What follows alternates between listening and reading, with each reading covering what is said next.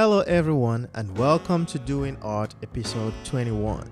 My name is Lawrence Chuno, and on this episode, I'll be talking with the bassist of my band, John Gray.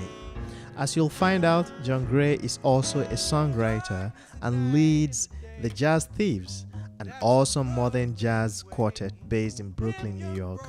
As a matter of fact, the Jazz Thieves have a new album out. It's called Brooklyn Elegy. I've listened to the CD and I am blown away. I am sure you will too, so check it out. It's on iTunes, it's on Spotify, it's on everywhere you get your music. Without further ado, ladies and gentlemen, I present John Gray, all in your face.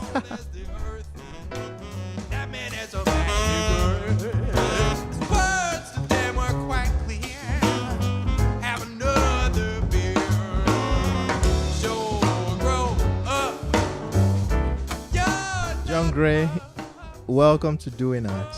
Hey, thanks for having me. Thank you for coming. Yeah.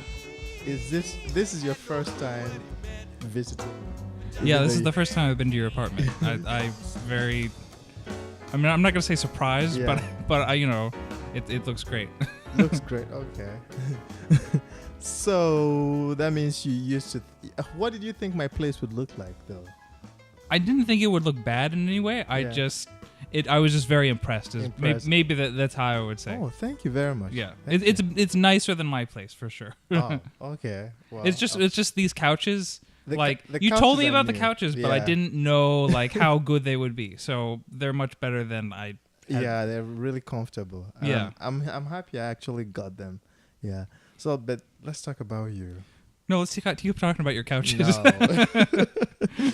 How about we just start from the beginning? Okay, You sure. know, I've known you for a while. I've Yeah. known you for years. Yeah. Where are you from? From Phoenix, Arizona. Great. So Phoenix, are you really from Phoenix, from the city itself? I'm on the Phoenix-Glendale border. Oh, okay. So Glendale's where the big football stadium is, where they have the Super Bowl every once in a while. Nice. And, I'm technically on the Glendale side, Mm-hmm. but it's, less than a mile. All right. So I know you mainly as a musician. Mm-hmm. So how about we talk about how you ended up being this person that you are, this musician person that you are now? Sure. Well, I started lessons when I was young. I started guitar lessons when I was 7. And when I was 10, the school jazz band needed someone to play bass. And since they thought I was a decent student and could probably pick it up, I was a better choice than the 7th or 8th graders. So they had me do that. And, not after that long, I was going to a high school with a good, music program. And, we got to go on a class trip to New York one summer, or actually it was winter. We went to the International Association of Jazz Educators Festival, which was pretty cool. To get to go on a trip to New York from Phoenix as a high schooler, and just those experiences. And I had one really good friend who is still in New York, and we kind of would always practice together and learn songs together, and just kind of would always hang out at his place after school. And through my friendship with him and through my experiences in school, and also just I like to listen a lot to music. Yeah. There was a really good independent record store near my high school called Zio Records. And I'd always blow my leftover lunch money on the $5 album of the day, so to speak. Yeah. So through all those, that's how I decided I wanted to come here. Oh, nice. So, but did you, when you started playing the guitar, was that when you realized that you wanted to be a musician? No, not at all. I wanted to read the Nintendo magazines while my brother played guitar lessons. We'd have it at the same time, and one of us would get the Nintendo magazines first. So that was the struggle every week. But wow. But later on, I kind of just if you do something enough and you feel enough of a personal connection to it, you decide that's what you want to do. So that's how that happened. So how did you end up choosing the bass over the guitar? Well, I don't know. My parents might say that it's because of the Mr. Rogers episode. Oh. Because I supposedly liked the upright bass episode and the backhoe episode, which is the backhoe is like the truck that digs big holes. Yeah. So I figured it was one or the other. But you know, I mean, because bass and guitar have, you know, a lot of similarities between the two. Yeah. You know, the notes are the same on the bottom four strings. You know, I kind of had a leg up, and you know, I just, you know, had a lot of really great teachers very young. I mean, both my private guitar teacher, but also my band teachers in grade school and high school, and you know, Phoenix had a really great, a lot of great musicians, but also musicians who like to look out for younger musicians and teach and mentor. And, you know, I mean, you don't have to have a big name to do a good job at that. You just have to really want to do it. So I see. Nice. So wait, after high school, you played throughout high school, right? Yeah. Okay. I wanted to know, were your parents very instrumental in making you become a musician, or were they all for it, or were they against it a little bit? They've just always indifferent? They've always been really supportive. I mean, my dad has a doctorate in music from Cornell. Oh, okay. He's a composition, and he and he taught at Peabody for a semester. Wow. In, you know, maybe, how come I didn't know that? I don't know. It didn't come up. Doctorate in music from Cornell. Yeah. Well, I mean, I don't know. He doesn't. It's like kind of more avant-garde classical music was his thing, and he actually he's done a lot of like music writing for film and TV, just kind of background music. And I think his like the one thing he's done that's kind of big is he's had a lot of music in It's Always Sunny in Philadelphia, and he's even on the Wikipedia page for it. It's like the Jack Gray Orchestra. Nice. But you know, it's like kind of avant-garde and novelty kind of music. So. Oh, wow. See, I wouldn't have known this if I didn't invite you here. See, that's how you get to know people better. You just do a podcast with them. Yeah, I've been making friends from this. I think I started this because I wanted to make friends. I didn't even know then that I started it because I wanted to make friends. I just came to New York, and I'm like, well, how else would I meet people? I've always wanted to do podcasts. I'm like, this is a good way to do it. And it's like a good, fun art. It's a great format. Yeah. I mean, it's like doing a radio show, but like there's no pressure. Yeah, it's like, it's much more, relaxed and nice. Okay, so when did you move to? You moved here mainly because of college, right? Yeah, I went to Manhattan School of Music when I was 18. How was the experience there? What would you say? Because I've had different would I say reactions to music education, like college, university music education. Some people whenever I talk to some of my friends, they tell me, oh, I just wasted my time going to college for music. And some others are like, I am so glad I went to college for music. You know? Yeah, I mean, it definitely wasn't a waste of time. I mean, like, I got a lot out of it, although it was really hard being away from home for the first time. And, you know, just kind of, you know, like my best friend from high school, I thought was going to come with me and be my roommate, but he got he got invited to be part of the Brubeck Institute, which is like it's like a really small program. They basically form a band of 5 really good young players, and Dave Brubeck used to. I mean, it's named after him, and he used to be really intimately involved with it before he passed away. But you know, he was invited to be a part of that. He was supposed to be my roommate, but he wasn't. So, I didn't know anyone. I had, you know, this is my first time being away from home at all, really, and it was, you know. It was hard to do all of those things and practice as much as I felt like I had to, and you know, so that was the rough part. But you know, there were a lot of really fun times too, and like, you know, to get here, I had to walk through, you know, the 125th 1 train area, which is you know, where Manhattan School of Music is, and you know, I was just realizing, like, wow, you know, like college was great, like in a lot of ways, you know, it just, you know, doesn't dawn on you maybe as much until retrospect, you know. You just think about, you know, oh, I wish I'd maybe done a little more of this or a little more of that. Wow. Do you think it was a conservatory training, right? Yeah. So you got a bachelor's bachelor's of music. Bachelor's of music. Yeah. Okay, nice. Was there an option for bachelor's of art? No, I mean it was pretty much just the bachelor's of music. It's just how they did it there. Okay. Actually, it's kind of an odd program because they had a really hard time accepting or giving transfer credits for some reason. Yeah. So I don't know why it was like that, but they had a very. Was that your first choice of school? It was, yeah. Oh, good. Yeah. Yeah. And it was, like I had a lot of great teachers. I mean, I got to study with Larry Ridley, who was a bass player back in the day. He got to play with Herbie Hancock and Lee Morgan and nice. Duke Ellington. I mean, I think he told me he almost got to play with Miles. Cool. But like I wish that. I mean, I wish I had.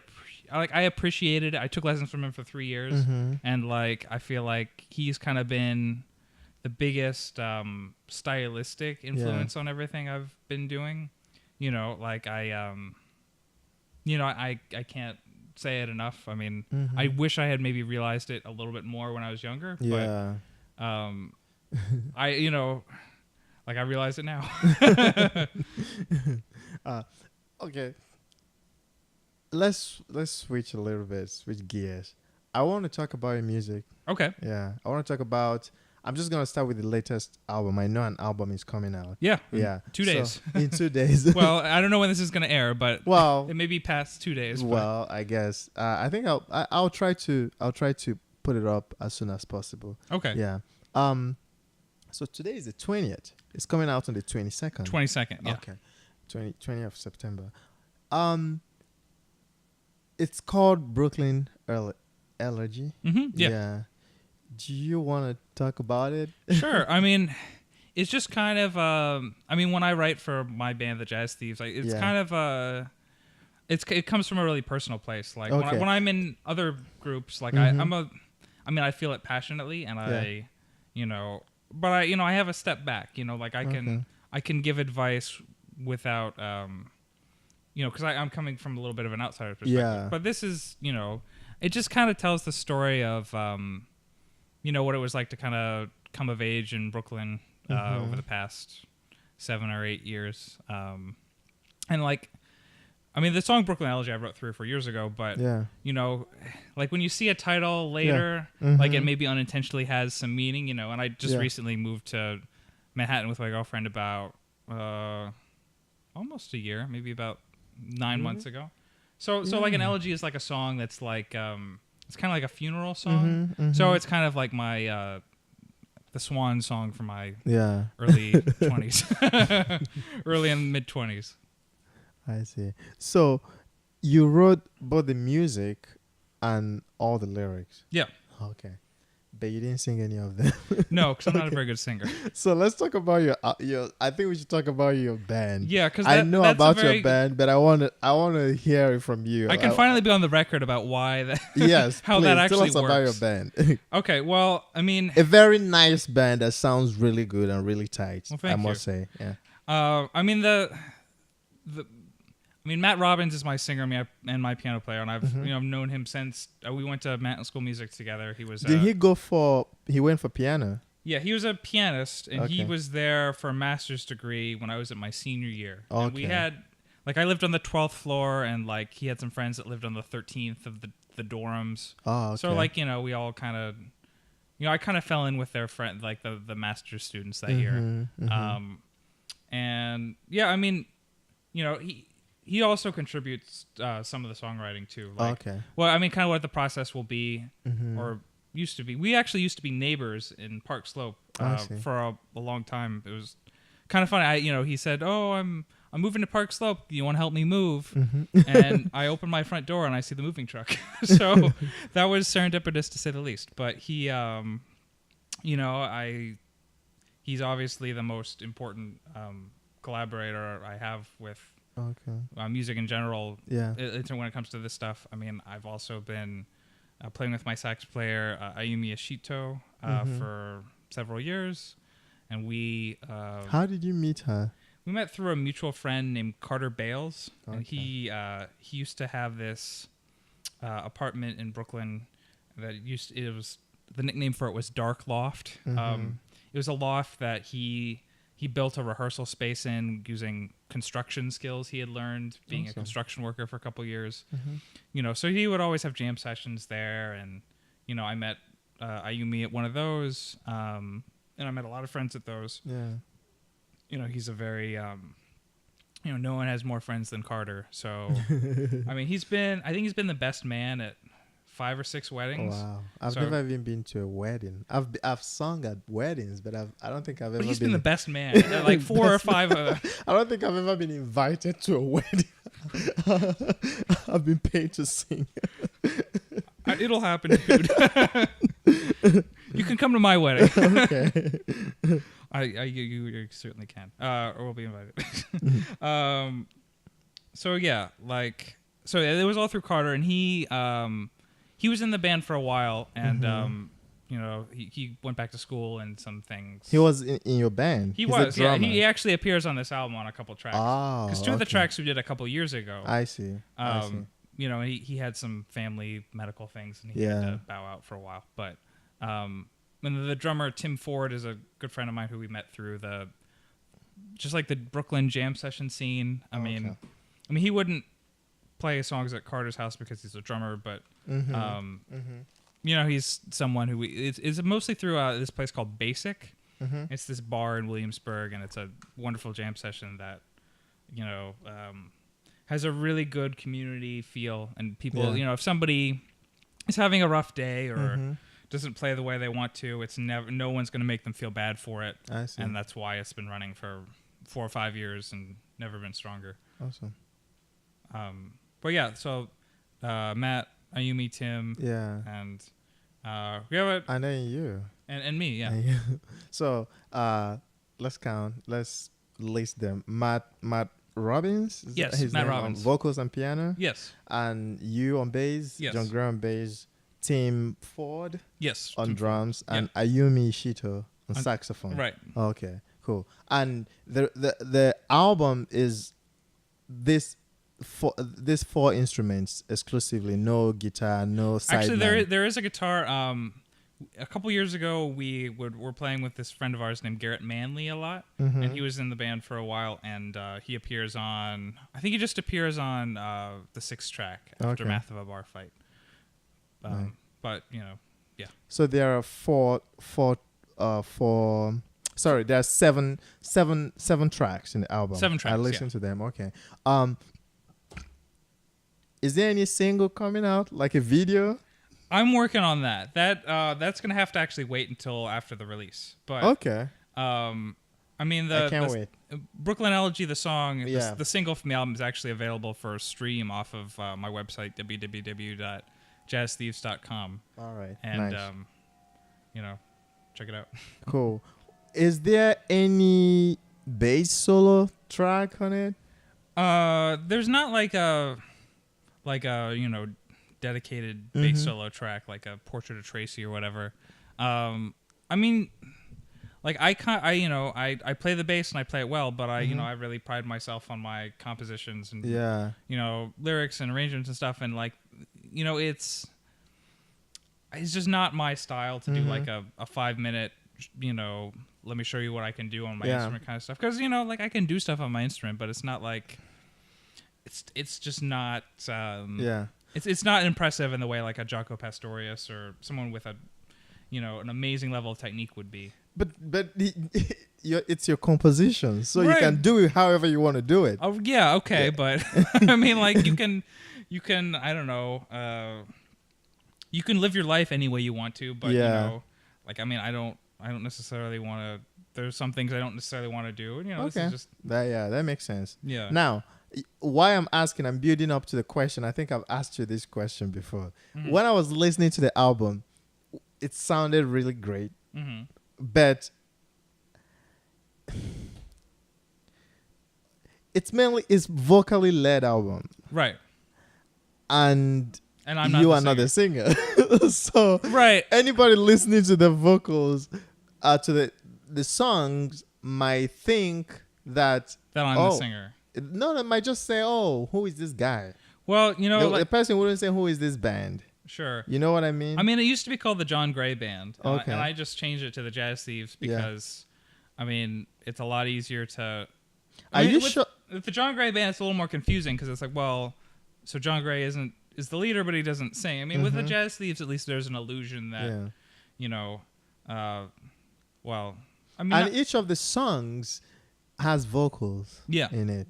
Yeah, and they're all well written. I must say, very well written lyrics. Well, I thanks. love them.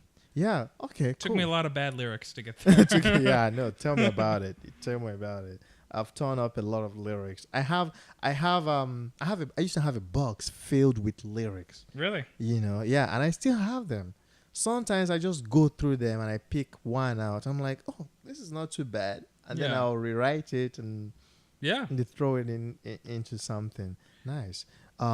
Okay, so the album is coming out in 2 days. Hopefully, we'll be able. I don't know if we can get this out before then. Just say September 22nd. Yeah, it's coming out September 22nd. 2 days can be very confusing. September 22nd, and it's out. It's gonna be on iTunes. It's gonna be on Spotify, Amazon. It's gonna be on Amazon. If you just type it in, you'll find it. And the release party is on. It's on October 15th. October 15th. Okay. It's a Way Saturday. Station. Nice.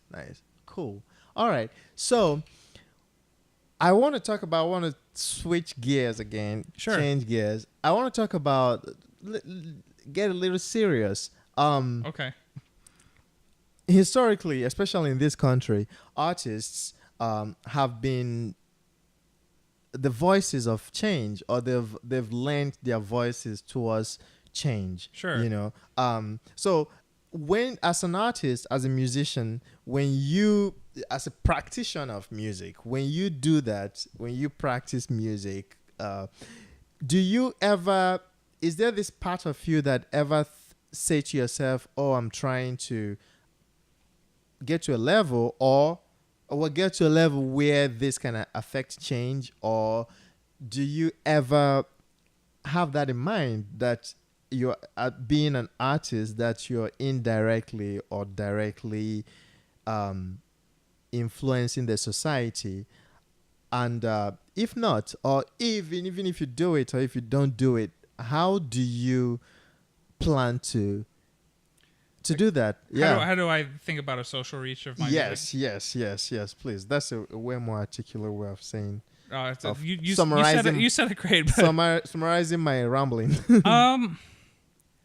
You know, I mean, and it's okay if you have never thought about it. Yeah, I just want us to talk about it. Sure, of course. I mean, the way I think about it is like, you know, I just try to set an example. Like, you know, like by having a band that's really good and tight, and like having lyrics that, you know, hopefully will speak to someone. Yeah. Like I'm hoping to, you know, reach people in a really broad way. Like, you know, from the artist who's like, well, I've done this too many times and I'm sick of this, to, you know, someone who's been put down or discriminated or had some rough stuff happen to them. Like, that's, like, I want to play to those themes, you know, so that, like, I'm talking about things that have affected me personally in, you know, like, in my daily life, and also, you know, themes that apply to everyone. I don't know. I mean, to be honest, it's so personal sometimes, like my writing, that, you know, I'm not really always thinking about society or like what kind of reach this will have. I mean, maybe I should be, but no, you know, I don't think you have to. That's why I was thinking of a really good way, of a perfect way of an appropriate way of framing my question, or phrasing it, because I don't think one has to, like, and it's so interesting. Just going from your answer, you're a songwriter who doesn't sing your lyrics, right? But then you write from a very personal.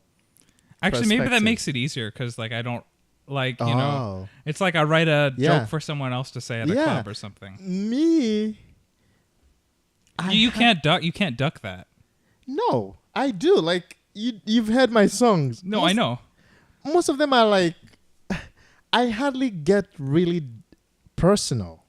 Right. I mean, it comes from all my songs come from a personal. I never open a textbook and say, okay, I'm gonna take this chord progression and go with it. Sure. I don't do that. The rhythms just come from me, and I go from that. And then my lyrics are more like op-eds, like Sure. my opinions on something. You know, I never get too personal inside me, and maybe I should start doing it. So, I still believe I'm very honest. Yeah. You know, so I don't think anyone would ever think anything differently. Yeah. yeah. so maybe the theme is maybe honesty might be something that every artist must contribute. You know. Yeah. I And- mean, there's no point in doing a dishonest Yeah. album. I mean, there's no money to be in it for anymore. Yeah. So Yeah, I know. so I mean, like there are only honest musicians Yes, anymore. I think so. I think Yeah. so. Ah, nice. Because there's no other motivation. Oh, now, I wanted to ask you something. Sure. Let's talk a little bit about about how we met. Sure. You know, so I was looking for a bass player, Mm-hmm. and my friend Kosi, who's been on this podcast, I think maybe the second episode, she referred me to a guy whom I never got to meet. His name is Julian. Julian Smith. And yeah. Julian Wonderful couldn't bass do it. player. Yeah. Couldn't do it. And then he gave me a number. Yeah. And then I think you just replied in like 2 minutes. You're like, yeah, sure, I can do it. And then we met. I'm like, what am I wasn't sure of what I was getting into. And you were kind enough to recommend Andreas Brade. Sure. And then we rehearsed and we played together. Yeah. And it's always my first time meeting musicians. It's always I don't know. I find it very difficult to like tell them everything that happens in my set, Sure. because I don't know how they would take it, because I dance. Right. It's always hard for me to communicate that. Yeah. You know. Well, you and- communicated very well. You need the dance to be to be very, very good. Yeah, so you know, and That was the one part that couldn't be screwed up. yes. And whenever I play with like it was a trio, two new musicians. It's like I'm the only person who knows what I'm gonna do, Sure. and there's hardly any space in New York City to rehearse your dance for the musicians.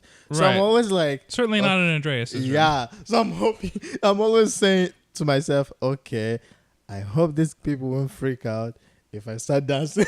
You know? Yeah. No. I mean. But it went well. So yeah, and we recorded an album together. Thanks for being the bass player. Yeah. Thanks for And having me. mainly being somebody who I can tell things, bounce ideas off of. Yeah, And no problem. it turned out really great. Do you have anything to say about our band? Or are you putting me on the spot? No, I mean, I think the one thing that I enjoy about both our bands Yeah. is that, like, I don't think you're not afraid to tell stories and like talk about how you feel about things. And like, I feel the same way about my own stuff. Okay. And like, I just think that, like, I wish sometimes I don't feel jazz does that enough. I don't. Yeah, I mean, like, sometimes things are just like, I mean, there are a lot of amazing musicians out there Yeah. that I can't give enough credit to, but they just don't tell very many stories, Yes. and I just, that's what I want. Mm. That's the one thing that I take a lot of pride in about playing in your group and writing my own stuff is like awesome. the stories, the themes, I want it to connect with, Yes.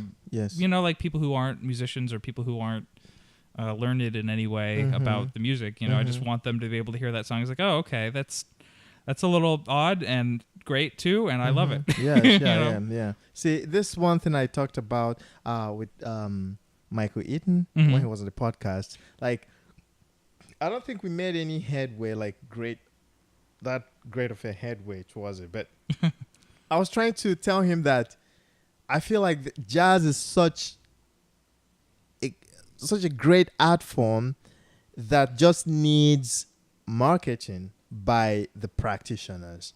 I just, I feel like I wish more jazz musicians would understand that after the nerdery, after being a nerd, a music nerd, and making this fantastic music, Sure. you have to market it to people.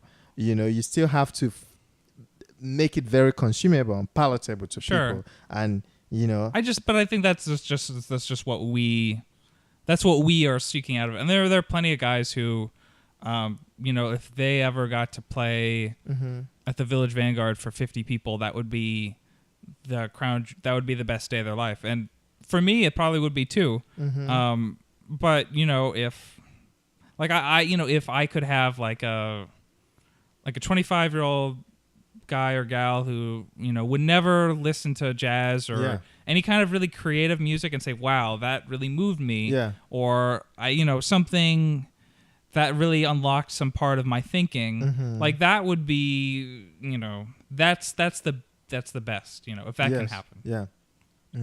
Yeah. Nicely said.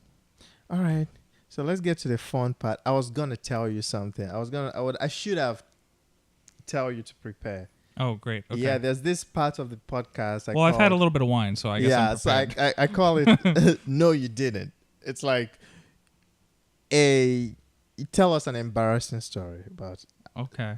Do you have any embarrassing story? I mean, what variety? It doesn't have to be. Okay.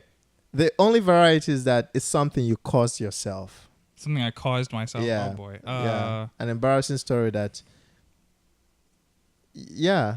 Okay, I have one. Okay, please. And it's kind of music related too. Okay. It doesn't have to be music related. Well, it's a good story. If you have another one that's not music related but it's a better story, then tell that one. No, just tell this one then. Just okay. It's a good story. I mean, the other one that came to my mind is like I peed my pants in the pool at 4th grade or something. Okay, no. I could tell that one later, but so there's I've been with my girlfriend for almost 2 years now, and like.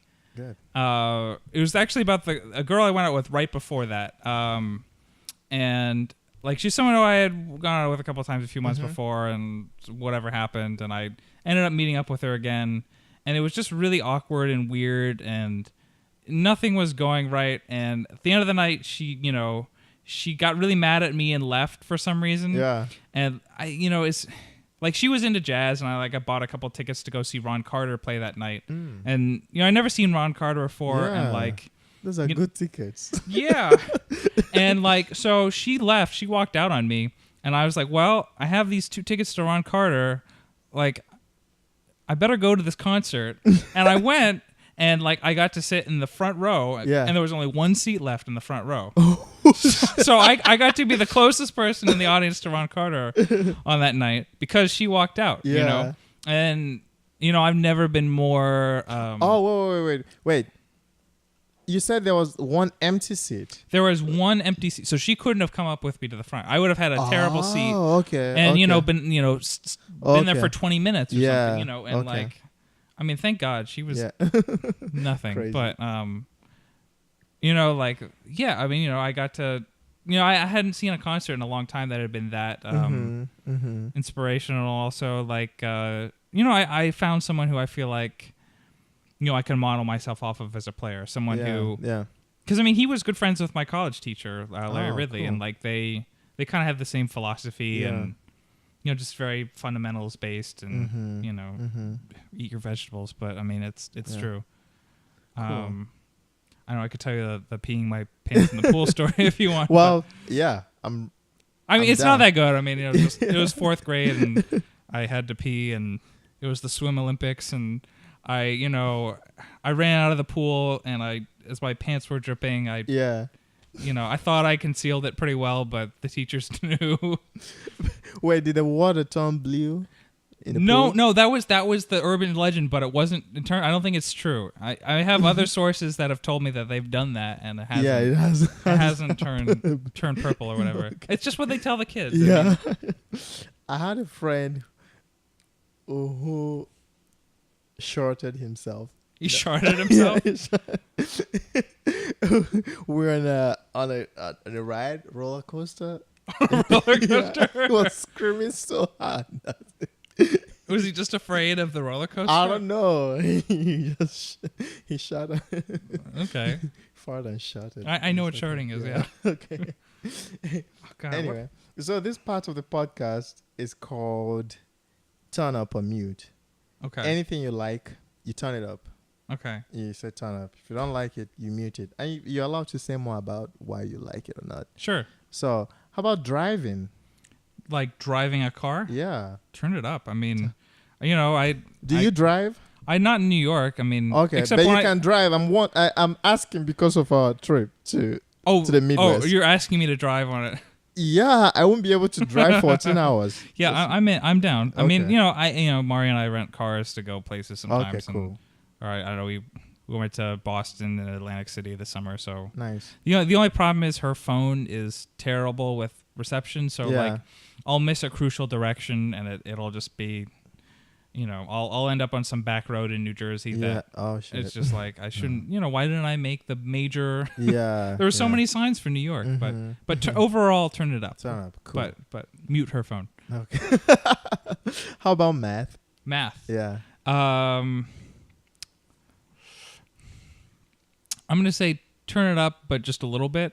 Okay.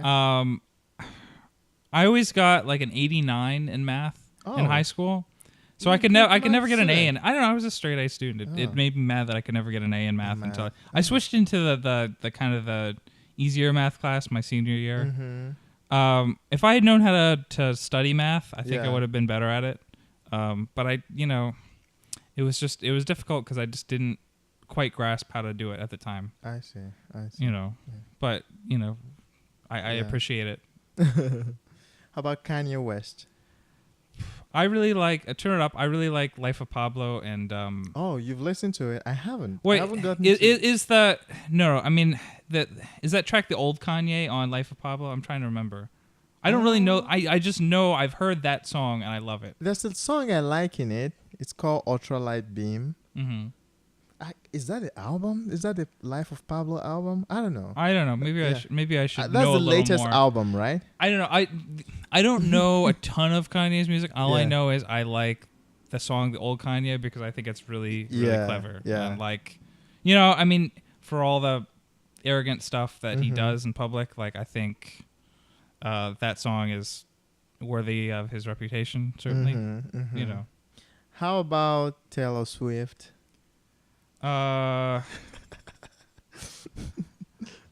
Turn up the creative part of her Okay. brain and her team. Yeah. Mute the stuff that pop- I'm just not into. Okay. I mean, she does a good job. I mean, Yeah. like I also double, triple mute her New York ambassadorship or whatever. Oh yeah. What does that mean? Because how can a 26-year-old be an ambassador of a city Yeah. that she's lived in for 2 years? Yeah. Like, it should be Alec Baldwin or I know. Come on. someone else who's been here forever. or you. Spike Lee. Like Spike Lee is much better. Yeah. Like He's from Brooklyn, right? Yeah. It's like- yeah. All right. How about, I don't know which one I should go first, but either of them. Okay. Trump. Oh yeah, mute of course. Mute. Okay. Enough said. Hillary. I like Hillary. Okay. Turn it up. I mean, Turn like, I don't see anything that's really that bad with Hillary. I Yeah. mean, other than, I don't know. Like, it's, I don't get what's wrong with her. Yeah. I just don't. I mean, I like Okay. Hillary. Yeah. I like strong women. Like, Mhm. I like, people who like to win. I mean, Yes. there's nothing wrong with that. I mean, Yeah. like, she's good at stuff. Like, Mhm. that's what we should want in a That's what we president. should want. I don't know. It's so interesting. I can't. Well, I still can believe that this is a reality. Yeah, it It's shouldn't. like- it shouldn't be one. This should have been that's over kind of close. completely over months ago. I Yeah. will say one thing about Trump though. Yeah. Mari and I went to Atlantic City, Oh. and we were walking on the boardwalk. She's like, "Oh, let's just look inside the Trump casino just to Mhm. see, if it's really creepy or whatever." Yeah. And like, we didn't even want to go in there. Like, as soon as we went by there were protesters, and not like political protesters. These were like blackjack dealers that were like had a bad contract or something. There was like Wow. striking workers. And there was like a DJ outside playing super duper loud music, Yeah. trying to get them to leave. And just my experience in that Mhm. for the weekend was like, if you can't, like that town is basically like there's some very fun and great aspects about it, but there are also like that town is meant to separate, the casual Philly and New York tourist from their money. And like if you can't do that, like how can you run if you can't do a very simple, easy thing, if you can't run a casino in Atlantic City, how could you run a country? It just seems to me that one of those things is really, really easy to do. Yeah. And can you sell? I don't know. Can you sell ice cream at the beach? Like I don't think Donald Trump could sell ice cream at the beach. That's crazy. So, yeah. I don't know. I'm tired of talking about him. Yeah. Yeah. On that note, John Gray, this has been fun. Yeah, it really has. Thank you so much. Thanks for having me. Yeah. Later. All right, later. We did it.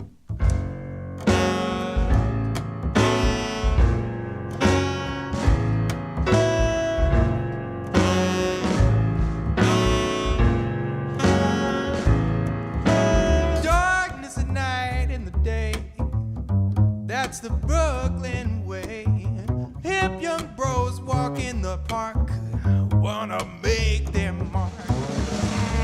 Crowd who hears, ease their fears. Will I have to grow up? Yes, spoke the man at the bar. Just don't go too far. He was as old as the earth. That man has a magic word. Words to them were quite clear. Have another beer. Sure, grow up. You're not pups, but don't lose your joie de vivre. They had no clue what he meant, but just more beer cans to spend.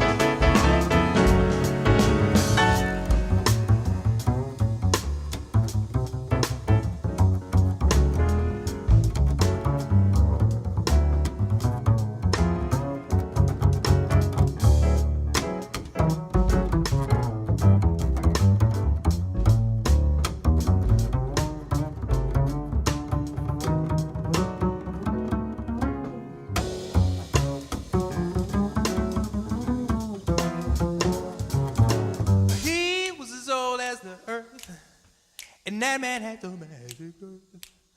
His words to them were quite clear. Have another beer.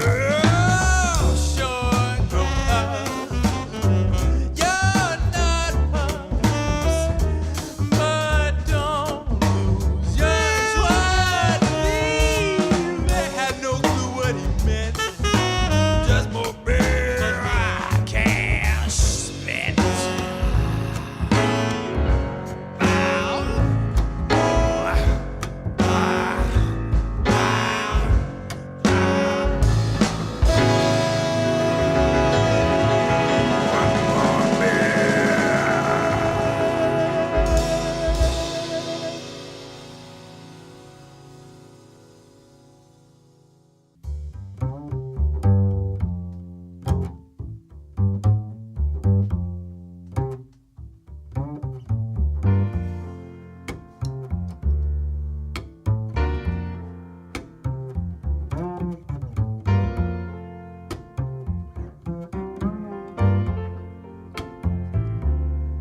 Don't do what I do, just do what I say. Follow your heart and you won't lose your way. You'll turn out okay. You worry too much, just do what you do. When I was your age, I got hurt badly too. You'll turn out okay. I've been all wrong. Now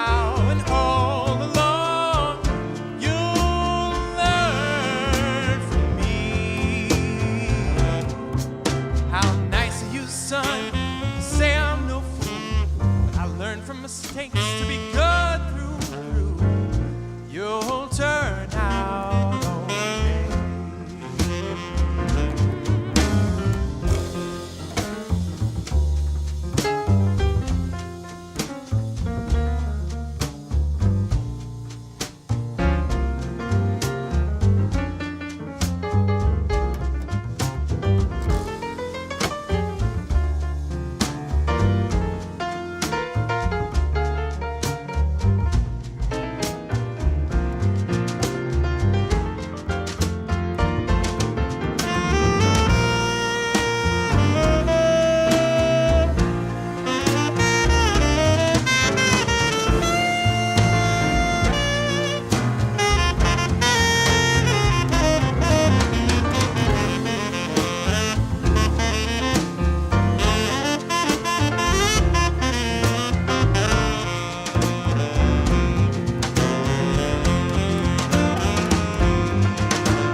I've been on road, now and all alone.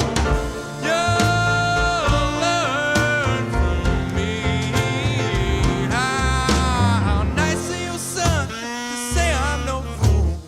But I've learned from mistakes to be good through.